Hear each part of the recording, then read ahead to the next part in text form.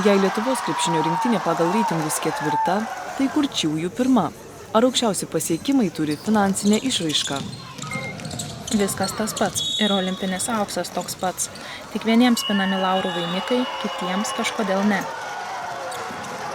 Pas mus rinktinės treneris yra girdintis. Tai aišku, truputėlį gestų kalbą moka, bet vis vien viskas iš lūpų daugiausiai. Vat jeigu taip lėtai iš lūpų bendrauji, visi suprantam vienas kitą.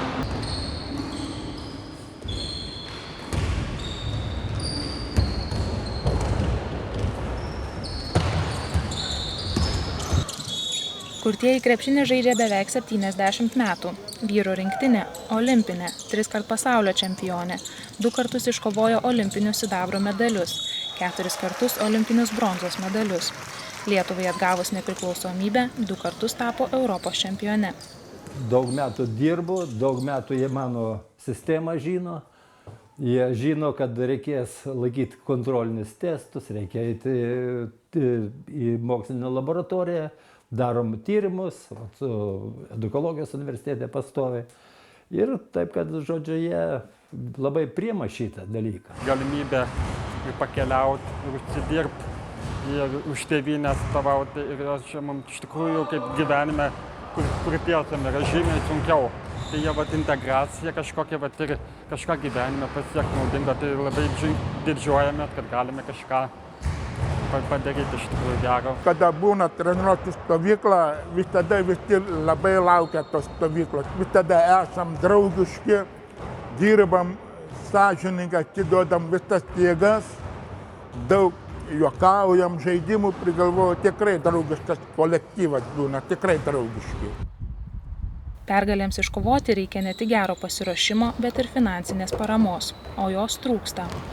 Kurčiųjų krepšinio rinktinė dalyvavimui tarptautinėse žaidynėse gauna keliasdešimt kartų mažiau lėšų nei girdinčiųjų. Pavyzdžiui, Lietuvos krepšinio federacija šiais metais dalyvavimui kurčiųjų olimpinėse varžybose neskyrė nė 3000 eurų.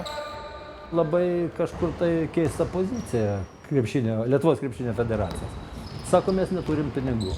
Bet tai mesgi važiuojam į olimpiadą žaisti krepšinį. Mes esam krepšinio federacijos nariai. Mokam nario mokestį. Esam, kaip sakant, ir laimėjimus garsinam tą Lietuvą, vis tiek. Vyrų rinktinė visi skaito girdinčiųjų, kad jie pasaulyje 4. Mes pagal reitingą vyrų krepšinio rinktinė kurčiųjų tarpe esam 1. Sportas yra visų sportas. Nėra sporto neįgaliųjų, nėra sporto sveikųjų, nėra sporto moterų, ar vyrų, ar vaikų, ar seniorų. Sportas yra visiems. Tai šitoj vietoj sutarimas irgi turi būti, kad visiems ir sąlygos vienodos. Tai čia pagrindinis tikslas valstybės, jau užtikrinant ir konvenciją neįgaliųjų, jos reiškia įgyvendinimą šalyje, kad tos sąlygos maksimaliai būtų vienodos. Mes finansavimo šaltinius gaunam iš Kūno kultūros sporto departamento ir olimpinio komiteto. Pagal 2 aiškius kriterijus, tai atstovavimo ir dalyvavimo olimpinėse žaidynėse. Ir pas mus nėra tokio kriterijo kaip kurčiųjų ar neįgaliųjų krepšinis, kurį mes lygiai taip pat, vėl nežinau, neklauskit, kodėl mes remiame. Pas mus jeigu tai yra kurčiųjų sportas, nes mes jų nei atstovaujam, nei finansuojam, nei prižiūrim, nei tikslus keliam. Tai čia yra tokia, labdarinė veikla, kurią mes dabar tik tai galim padėti, nes mes už tai nei su rėmėjais atsiskaitinėjam, nei su savo partneriais. Pagal Tarptautinio olimpinio komiteto sudarytą sistemą, kurtieji sportininkai yra atskirti tiek nuo parolimpiečių, tiek nuo girdinčiųjų. Klausos negalią turintys krepšininkai dalyvauja tarptautinėse kurčiųjų žaidynėse, o Lietuvoje jie žaidžia ir su girdinčiaisiais. Jie lyderiauja pasaulyje, jie dalyvauja vienoje iš mūsų lygoje, tai regionų lygoje neturi komandą, nes be tos lygos jie tikrai neturėtų net tobulėjimui šansų. Nes norint pasiekti aukštų rezultatų reikia konkuruoti. Paskutiniu metu, kada norim dalyvauti miesto Lietuvos girdinčių čempionatuose, esam priversti starto mokėti iš savo kišenę. Anksčiau prieš 3-4 metus būdavo remiama, dabar kažkodėl jau neberemba.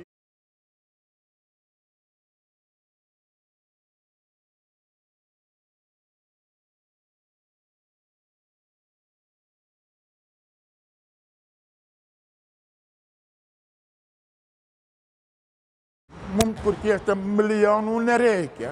Mums tik kurtiesiam svarbiausia, kad padėtų su maitinimu, su apranga nupirkti, padėtų nuvažiuoti varžybas ir viskas. Mums nereikia tokių, kaip mes žinom, girniškių rinktinėse stovyklose dalyvauja, pietus vakarinę valgo juodus eršketo ikrus valgo, o mums tokių nereikia.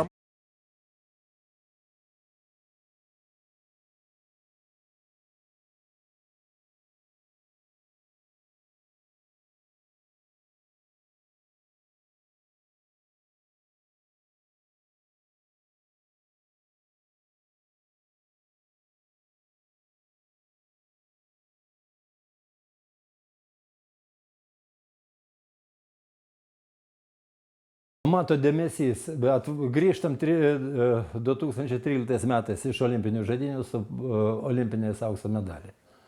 Aeroporte sutinka tik jų artimieji. Tėvai, giminės, ne vieno korespondento, ne vienos televizijos, nieko.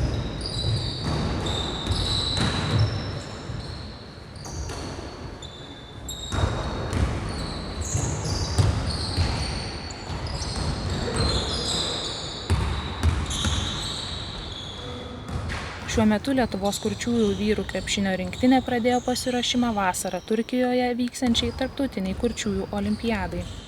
Motyvacija bus, iš tikrųjų labai sunkiai sportuosime, kad mes gautume kažkokią pripažinimą, kad išgarsintume Lietuvą ir taip pat ir tiek asmeniškai, dėl asmeninės naudos. Dabar į rinktinę papuolė iš viso 15 krepšininkų. Yra 2 nauji. Kiti tie patys.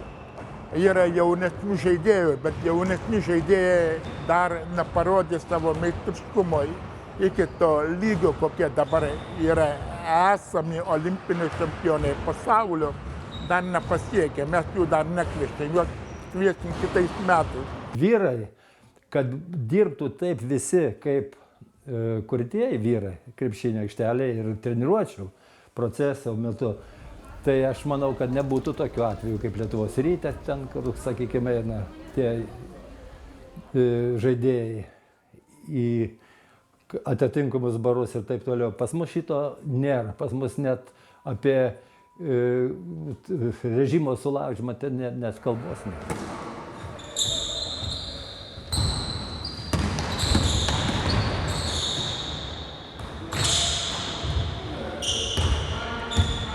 Mūsų komandoje yra kurtieji, kurie ir negali kalbėti. Yra ir tokių neprigirdinčių. Ir mes taip bendrom jėgom, gestų kalba, susibendraujam ir vienas kitą palaikome tiek aikštelėje, tiek iš aikštelės ribų. Tarptautinė kurčiųjų olimpiada Turkijoje vyks Liepos mėnesį. Lietuviai varžysis A pogrupėje su Kanados, Taivano, Venesuelos, Graikijos bei Turkijos rinktinėmis.